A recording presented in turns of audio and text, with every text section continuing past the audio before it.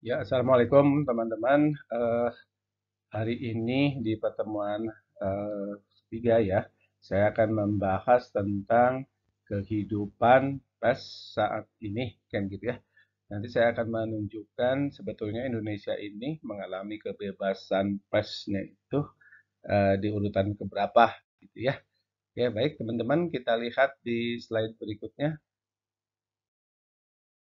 Baik, teman-teman, kita memulai dengan pengertian pers. Nah, dalam pengertian PES ini bisa dikategorikan ke dalam dua kategori ya.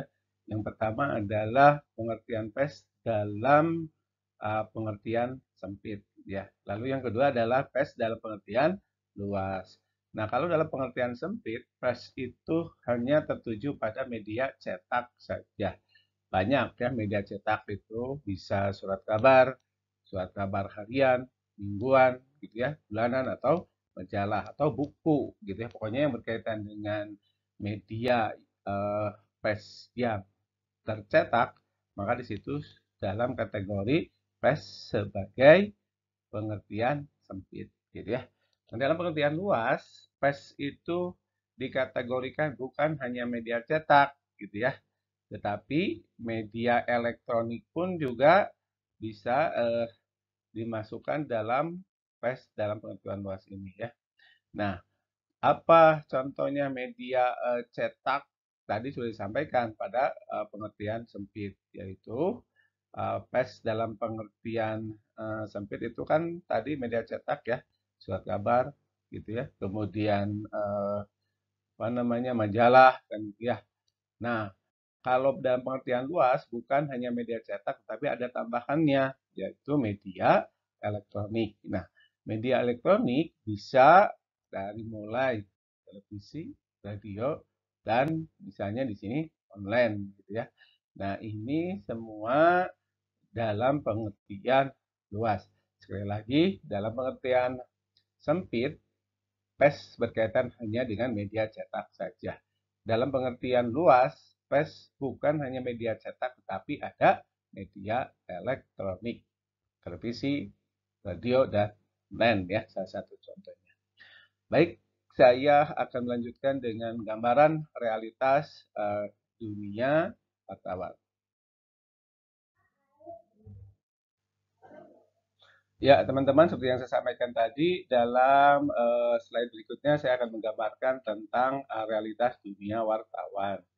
Nah, realitas yang pertama, ya, realitas yang pertama itu mungkin teman-teman juga sudah paham gitu ya, bahwa yang, realitas yang pertama itu media atau wartawan itu digambarkan sebagai sosok yang mudah bergaul, ya, mudah bergaul. Betulkah? Iya, betul ya. Mudah bergaul itu karena kalau tidak mudah bergaul, mau dari mana informasinya kan begitu ya.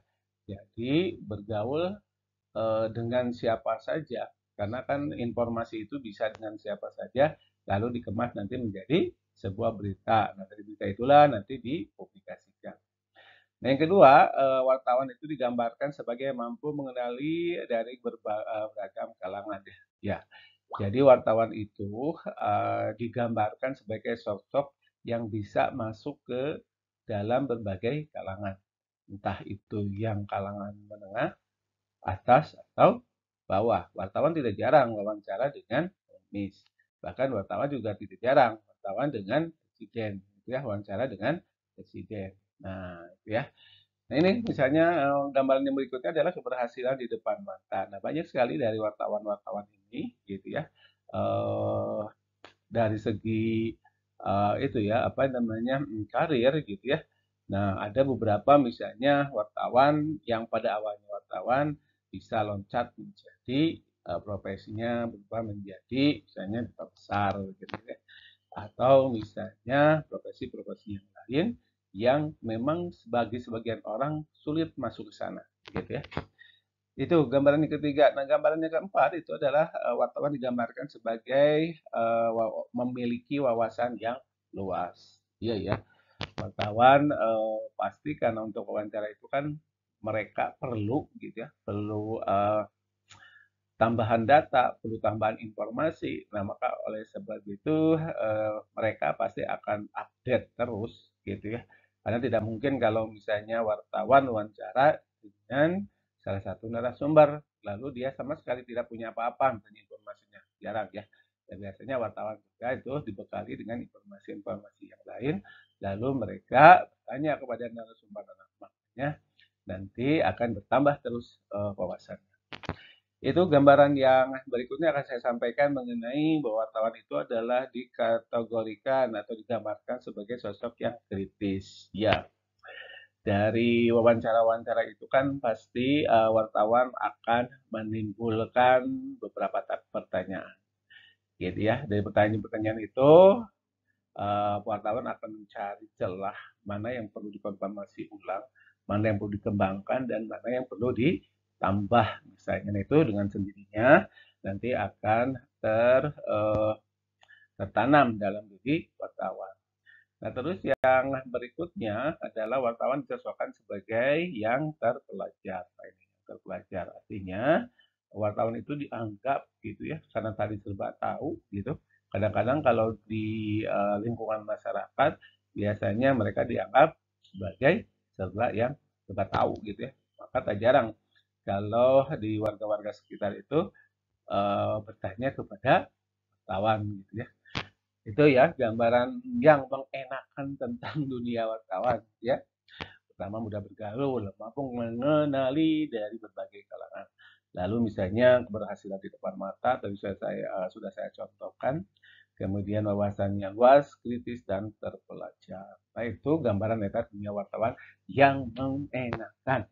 Nah bagaimana yang tidak mengenakannya? Baik, saya akan lanjut ke slide berikutnya ya. Nah, teman-teman, inilah gambaran yang tidak mengenakan bagi dunia wartawan itu adalah wartawan itu penuh dengan ancaman ya pekerjaannya. Iyalah ancaman pasti ya, karena pada prinsipnya kan wartawan menyampaikan apa yang dimiliki data dan faktanya lalu disampaikan kepada masyarakat. Jarang loh yang mau gitu ya, atau narasumber yang mau diberitakan jelek-jeleknya kan. Nah, karena untuk aman dan tidak mau diberitakan jelek-jeleknya, maka sering wartawan mendapat ancaman dari sumber yang menginginkan beritanya atau informasinya disampaikan kepada masyarakat, terutama yang jelek-jeleknya. Nah, gambaran yang kedua yang tidak sering mengenakan itu adalah wartawan sering sekali menjadi saksi di pengadilan, kan gitu ya, saksi pengadilan. Itu sering sekali, gitu ya, apalagi wartawan-wartawan yang meliput di dunia kriminalitas, gitu, itu sering sering terjadi menjadi saksi dalam sebuah proses persidangan. Lalu yang berikutnya adalah wartawan juga sering menemukan atau sering mengalami kekerasan. Wah, ini sudah sering terjadi. Jangankan kekerasan, penganiayaan gitu ya, penganiayaan ini juga sering dilakukan atau sering dialami oleh wartawan, bahkan penculikan. Nah, kan teman-teman juga sudah sering mendengar ya, sekarang misalnya sekarang lagi ramai itu dari apa namanya ada wartawan yang memang diculik di beberapa negara. Ya. Lalu ada penyerangan. Nah, penyerangan juga sering terjadi ya, kantornya diserang karena berita, kemudian kantornya diserang oleh oknum-oknum yang tidak bertanggung jawab. Lalu berikutnya pembunuhan. Nah, mungkin teman-teman juga sudah sering mendengar ya kasusnya Udin. Nah, Udin waktu itu kan dibunuh ya. Nah, itu ya, itulah gambaran tentang yang tidak mengenakannya dunia wartawan. Baik, saya lanjut ke slide berikutnya mengenai apakah betul kita gitu ya saat ini sedang mengalami kebebasan atau malah keterbelengguan ya. Baik, kita lihat slide berikutnya. Ini teman-teman, apakah betul kita dunia pers kita di Indonesia gitu ya, apakah betul sedang mengalami kebebasan? Nah, ini ya misalnya, apakah betul sedang mengalami kebebasankah? Nah, coba kita lihat ya, apakah betul Indonesia mengalami kebebasan ini misalnya? Nah, ini ataukah malah kebalikannya keterbelengguan? Nah, coba lihat nih.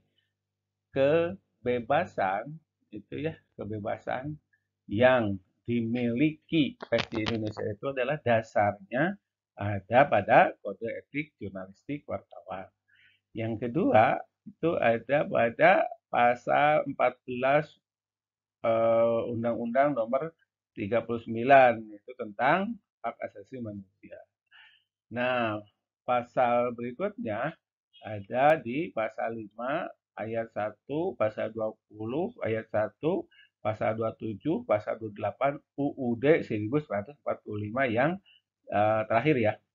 Lalu yang berikutnya ada TAP MPR nih, ada TAP MPR ini. Nah, nomor 20 berapa? 17 ya, 17 tahun 1998.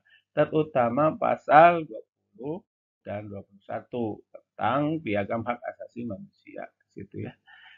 Piagam TAP MPR ya. Nah, kemudian yang berikutnya yaitu Undang-Undang nomor 40 tahun 99 itu adalah tentang Undang-Undang PES. Dan yang terakhir adalah Undang-Undang nomor 12 tahun 2005 yaitu tentang pengesahan International Covenant on Civil and Political Rights. Nah, itu ya. Tuh, apa namanya yang mendasari tentang kebebasan pers. Jadi ada berapa tuh? Ada 1, 2, 3, 4, 5, 6. 6 saja ya. 6 ini. 6 apa namanya aturan atau undang-undang yang bisa mendasari bahwa pers di Indonesia itu adalah sedang bebas. Hanya 6. Nanti kita lihat yang membelenggunya berapa. Nanti kita lihat ya di slide berikutnya. Ya, nah teman-teman coba kita lihat nih, di dalam keterbelengguan PES itu ternyata lebih dari 23 undang-undang yang siap menerkam kebebasan itu. Salah satunya misalnya di KUHP nih, di KUHP, Kitab Undang-Undang Hukum Pidana itu lebih dari 35 pasal yang siap menerkam kebebasan PES yang ada di Indonesia. Undang-undang lainnya banyak ya, misalnya tentang undang-undang apa namanya undang-undang tentang ini apa namanya salah satunya adalah tentang undang-undang yang berkaitan dengan kehakiman misalnya, atau polisian, ya. Kemudian undang-undang tentang konsumen, gitu ya. Nah, itu juga siap membelenggu terhadap kebebasan pers itu. Jadi, kalau dibandingkan dengan yang 6, tadi kan kebebasannya kan 6 ya, apa namanya, undang-undang atau aturan yang mendasari kebebasan itu. Tetapi yang siap menerkam kebebasannya itu ada nih lebih dari 20 ini 23 undang-undang ya. Ada undang-undang juga yang lainnya. Kemudian di KUHP pun juga ini lebih dari 35 pasal. Ya. Jadi kata siapa Indonesia ini dalam keadaan pers yang sangat bebas. Baik, akan saya tunjukkan misalnya ya perkembangan-perkembangan dunia pers apakah betul bebas gitu ya. Oke, coba kita lihat di slide berikutnya ya. Teman di Indonesia 2 tahun sebelumnya, menurut data apa namanya Reporter Without Borders, itu adalah sebuah lembaga yang biasa, lembaga di luar negeri ya, yang biasa melihat kebebasan-kebebasan yang ada di seluruh dunia, termasuk di Indonesia. Nah, kriteria yang biasa mereka lakukan itu adalah dari mulai wartawan bekerja ya, pencurikan gitu, ada kemudian apa namanya penyerangan, ancaman. Nah, apakah itu terjadi atau tidak? Dan ternyata memang bangsa Indonesia waktu itu pernah ya mendapat ranking apa namanya ranking agak tinggi gitu ya. Itu untuk tahun 1997, 1998. Nah, itu pernah kita 10 besar kalau tidak salah ya. Nah, sekarang kita lihat nih di tahun 2020 ya, 2020 kita menduduki ke eh, apa namanya 2020 itu ke urutan 119 gitu ya. Nah, ini 2021 ini mohon maaf ini bukan 119 tapi 113 ya.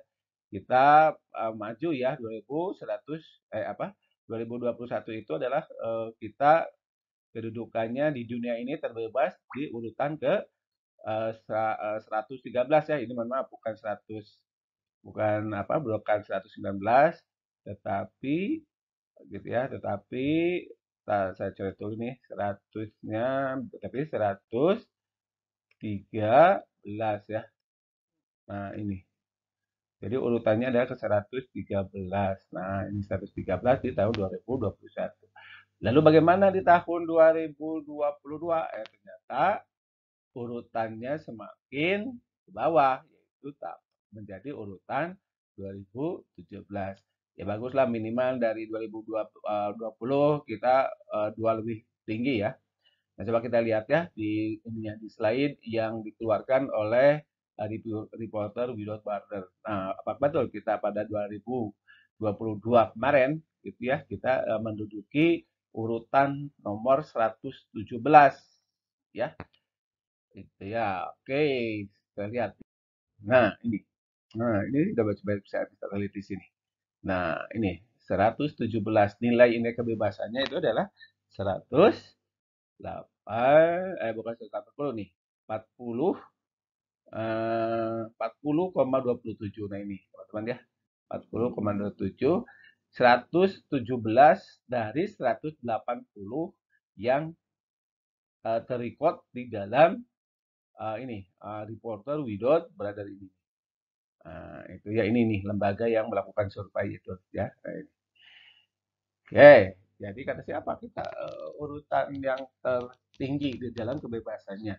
Nah, kita 2022 itu urutan 117. Kalau 2023 kan belum keluar ya. Kita baru sekarang bulan Maret ya. Nanti biasanya di akhir bulan baru akan keluar nilai kebebasan di sebuah negara itu berapa ya, gitu ya.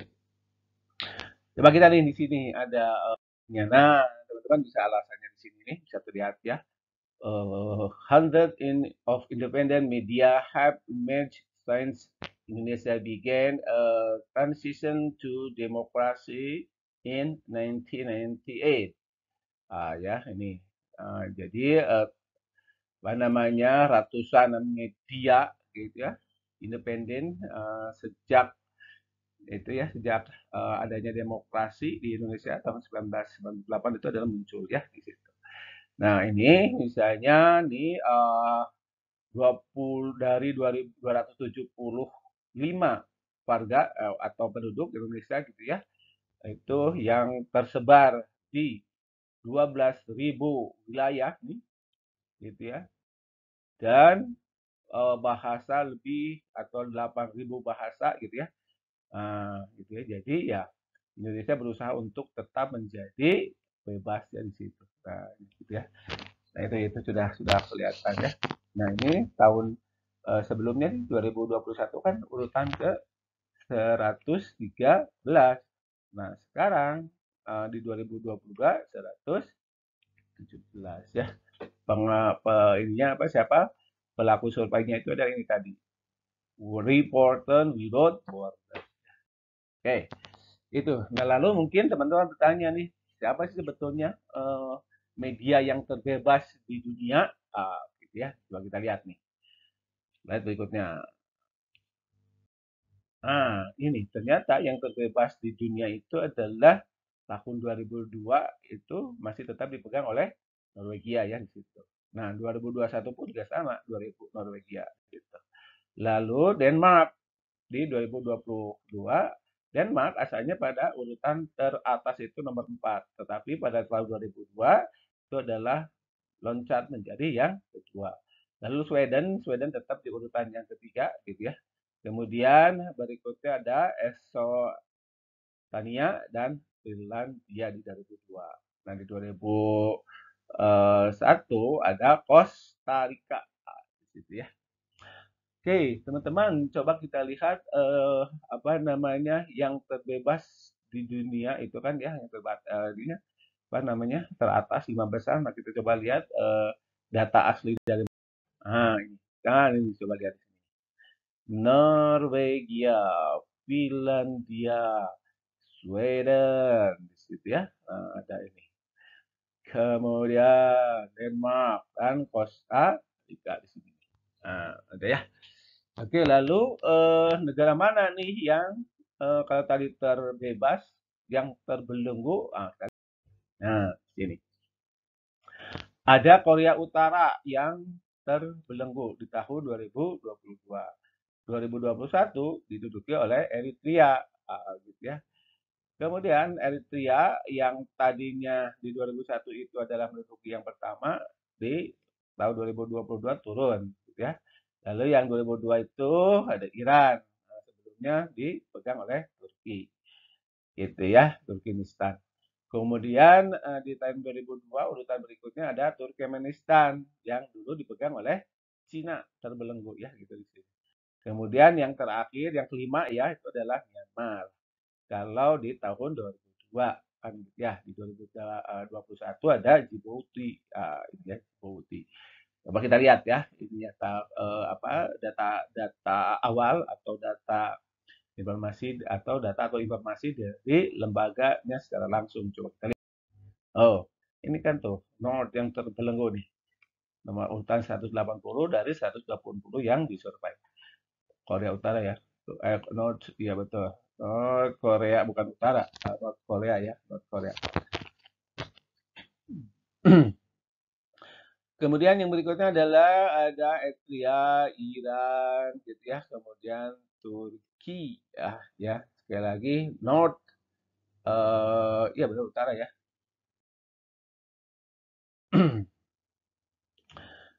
Ya, itulah teman-teman gambaran tentang dunia wartawan. Nah, dengan gambaran itu, wartawan itu harus bagaimana bersikap ini. Nah, tetap pada profesionalisme dan idealisme.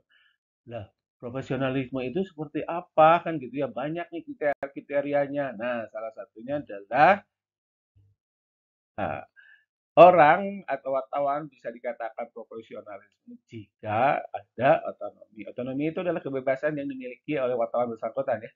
Lalu yang kedua adalah adanya komitmen. Apa komitmen? Komitmen itu adalah kepentingannya lebih didahului kepentingan pekerjaan atau organisasi ya ketimbang kepentingannya pribadi.